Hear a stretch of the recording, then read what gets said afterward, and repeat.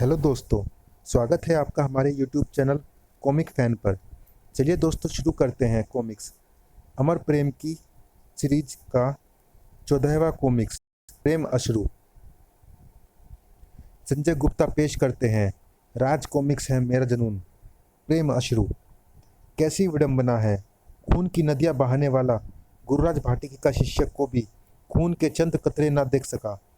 कितने कत्ल देखे, एक कत्ल ना देख सका। हजारों चीखें सुनी मगर एक उसकी चीख ना सुन सका, क्योंकि वो कोई अपना था, सुकन्या थी वो। जंगल के अनंत रहस्यों में से एक वो पहाड़ी टीला हुबू। कहते हैं कि कभी वो ये पहाड़ी आग उगलने वाला ज्वालामुखी थी, मगर कई बरसों से ये हुबू ज्वालामुखी सुप्त था। आज भी इस ज्वालामुखी के प्रचंड व हाहाकारी होने के प्रमाण जमकर चट्टानों में बदल चुके लावे में देखने को मिलते हैं। आज भी इस ओर आने से जंगल वासियों की रूहें कांपती है। कहावतें हैं कि इस ओर अतृप्त रूहों का राज है, जो हुबू पहाड़ी के इर्द गिर्द भी फटकने वाले को जिंदा नहीं छोड़ती है और उन्हें बुरी मौत मार डालती है। मगर सच्चाई इस क्षेत्र के जंगल के चप्पे चप्पे पर व्याप्त अंधेरों से भी छिपी नहीं थी। पाषाणु पाषाणु पाषाणु। प्रत्येक 6 माही ही बाहर आते हैं हम। अगले 6 माह तक जिंदा रहने को, अपनी सभी बुनियादी आवश्यकताओं को पूरा करने का यही समय होता है हमारे पास। 6 माह में 7 रात्रि केवल हमारी होती है। 7 रातें जंगल पर हमारा एक छत्र राज होता है। ये थे खंडाली कबीले के खूंखार जंगली। हमारे पास 7 रातों का समय है। उफ, रात घिर गई है, हमें कबीले पहुंचने में देर हो गई। ओह, वो देखो, वो क्या। बस इससे ज़्यादा नहीं देख पाओगे। लड़ाक, आहा, भ्रूक। हमें देखने वाला जीवित नहीं रहता। हमारा पहला शिकार। फूजों को सूचना मिल रही थी। ओह, सूचना के लिए धन्यवाद प्यारे चीतल। ये एक और संकट है, भेड़िया को सूचित करना होगा। खंडाली कबीले को आक्रमण के लिए किसी को सूचना देने की जरूरत नहीं थी। हुक्का हो, हुक्का हो, हुक्का हो। सामान ले लो, जान ले लो। खूंखार दरिंदों का आक्रमण, मुकाबला करो। वो 100 से ज़्यादा है और हम 1000 से ज़्यादा, क्योंकि हमें प्राप्त है भेड़िया की सुरक्षा। एक अकेला भेड़िया, 1000 की सुरक्षा। संकट से जूझना ही भेड़िया के आने तक बचने की आखिरी उम्मीद है। साएं साएं साएं साएं। भेड़िया आ गया। खट खटा खट। अब हम हो गए 1000 की शक्ति। इनसे दूर रहो साएं। कौन है ये लोग, इन्हें पहले कभी नहीं देखा। धड़। बिना खून खराबे के 100 से लड़ने के लिए ऐसा ही हथियार चाहिए। तुम दस्यु लुटेरे हो, मैं भेड़िया जंगल का रक्षक तुम्हें चेतावनी देता हूँ। सुधर जाओ, लौट जाओ, अन्यथा सिर उठाकर देख लो। खंडालियों की को धमकी, अखंडा की ताकत को नहीं जानते तुम। कड़ कड़ा कड़। अखंडा ने दिखाई अपनी ताकत। ओह नहीं, पेड़ कैसे टूट रहे हैं। आहा, हमारी मचाने गिर रही हैं। ओह नहीं, ये सब मिलकर गले से कोई विचित्र कर्कश ध्वनि निकाल रहे हैं, जिसके असर से पेड़ टूट रहे हैं। चटाक। ओफ, तीव्र ध्वनि तरंगे वज्र के समान ही आकर हड्डियों से टकरा रही हैं। हथौड़े की टक्कर सी ताकत है इसमें। मैं इन ध्वनि तरंगों का सामना नहीं कर सकता। ये मेरी हड्डियों के जोड़ हिला देंगी। सुनो, सभी इनकी ध्वनि तरंगों से दूर रहो। भेड़िया का आदेश मानो। कड़र कड़ा कुर्र। उफ, शिकार भाग रहे हैं। भेड़िया भाग रहा है। हम उन्हें जिंदा नहीं छोड़ सकते। कुछ लोग इस कबीले से जरूरत की चीज़ें इकट्ठा करो, बाकी मेरे साथ आओ। उस गुफा में प्रवेश करो। वो फंस गए। गुफा में उन्हें घेरना आसान होगा। यहाँ तुम्हारी हड्डियाँ अधिक सरलता से टूटेंगी, क्योंकि हमारी गल तरंगे गुफा की दीवारों के कारण फैलकर व्यर्थ नहीं होंगी और तुम पर और घातक असर करेंगी। हा हा हा। इस गुफा की विशेषता के कारण इसे मैंने नगाड़ा अभ्यास के योग्य घोषित कर रखा है। आवाज़ की तीव्र से तीव्र तरंगों को भी 90% सोख लेने की क्षमता है इस गुफा की दीवारों में। फंस तो तुम गए हो अखंडा। धाड़। यहाँ तुम्हें अपना शारीरिक दमखम ही बचा पाएगा, उसकी हमारे पास कोई कमी नहीं। धाड़। खच।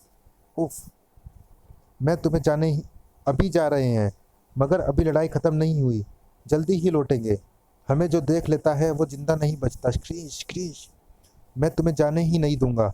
लौटने के सपने मत देखो। ओ नहीं, वो लोग भागने में सफल हो गए। वो लोग खतरनाक हैं। वो लोग फिर आने की धमकी देकर गए हैं। मैं फूजो बाबा के साथ मिलकर उसका पता लगाने का चेष्टा करूंगा। सावधान रहना। फूजो खंडालियों के विषय में सुनकर चौंक पड़ा। ये लोग खूंखार दस्यु थे। सजा के रूप में इनके पूरे कबीले को ज्वालामुखी में फेंक दिया गया था। आज ही उबू ज्वालामुखी के आसपास उनके प्रेतों के मंडराने के कारण कोई नहीं जाता। इसका मतलब इन लोगों का अंत नहीं हुआ था। शायद ये लोग ज्वालामुखी में ही रहने लगे हों और वहाँ रहते रहते इनके शरीर भूकंप के झटकों और ताप को सहते सहते चट्टानों से अधिक मजबूत हो गए होंगे। लेकिन एक बात समझ से परे है कि कबीले में उनके शरीर से भाले तक टकराकर टूट रहे थे, तो फिर नगाड़ा गुफा में हमारे नुकीले हथियारों से वो घायल कैसे हो गए? शायद गुफा की नमी के कारण भेड़िया। नमी उनकी शत्रु है। ओह, तभी वे मोर्चा छोड़कर भागे होंगे। अच्छा फूजो बाबा, मैं चलता हूँ। वेयर वुल्फ का अभी तक कुछ पता नहीं चला है। मुझे सतर्क रहना होगा। मेरे जासूस पशु पक्षी टोह में हैं भेड़िया। चीतल भी उन्हीं में से एक था जिसने खंडाली खूंखारों की सूचना दी। किले में जॉन की हालत देखकर भेड़िया चौंक पड़ा था। तुम्हारी यह हालत कैसे हुई? जंगली कुत्तों ने हमला कर दिया था।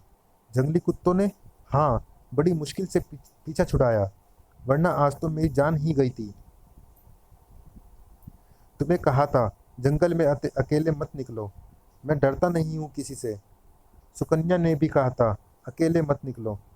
तुम भी ना जैन, मुझे एकदम बच्चा समझती हो। जिसकी फिक्र होती है उसके लिए डरा जाता है। ये भित्ति चित्र, इन भित्ति चित्रों पर आज तुम्हारा स्पर्श देखकर मेरी उत्सुकता और भी बढ़ गई है भेड़िया। इन चित्रों को शायद रत्नों से जड़ा गया था। रत्न तो गुजरते वक्त में जंगलवासी या अन्य शिकारी लोग उखाड़ ले गए होंगे, मगर चित्रों के अवशेष यहाँ अब भी छूटे हुए हैं। भेड़िया, क्या तुम्हें पता है कि ये चित्र किसने उकेरे थे और किसके चित्र थे यहाँ पर? तुम कुछ बताते क्यों नहीं भेड़िया? ये ये किला बेहद प्राचीन है। भला मैं कैसे बता सकता हूँ इसका इतिहास? भेड़िया, मेरी आंखों में देखो। क्यों? ताकि मेरे इस प्रश्न का उत्तर तुम पूरी सच्चाई से दे पाओ। मैं जानती हूँ मेरी आंखों में देखकर तुम झूठ नहीं बोल पाओगे। भेड़िया, ये तुम कहते हो कि आज तुम सबसे अधिक मुझे चाहते हो।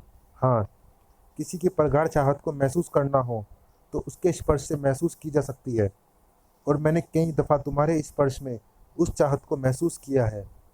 स्पर्श का संबंध भावनाओं से होता है भेड़िया। दीवारों पर तुम्हारे स्पर्श के साथ ही मैंने उन भावनाओं को भी देख लिया है।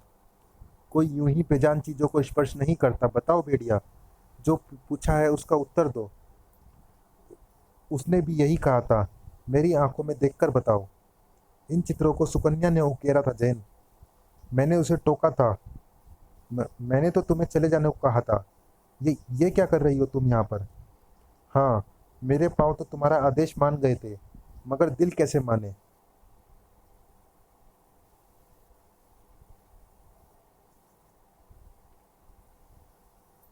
दिल के जज्बात यहाँ किले की दीवारों पर उकेरने का मन हुआ तो कदम थम गए। ये क्या उकेरा है तुमने यहाँ पर? कहा ना, दिल के जज्बात। इसमें तुम दूल्हा बने हो और बारात लेकर मेरे दरवाजे पर आए हो। ये सब बकवास है।